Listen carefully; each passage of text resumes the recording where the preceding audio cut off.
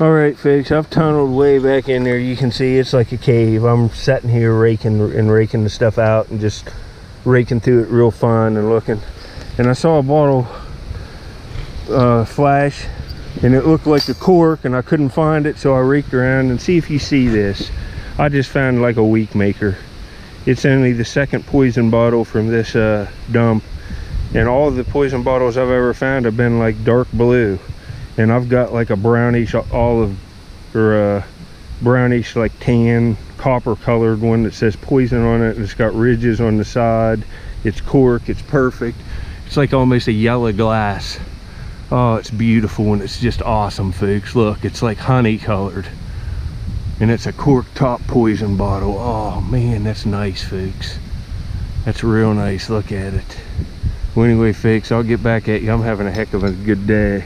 Man, that's a nice old poison bottle. Later, folks.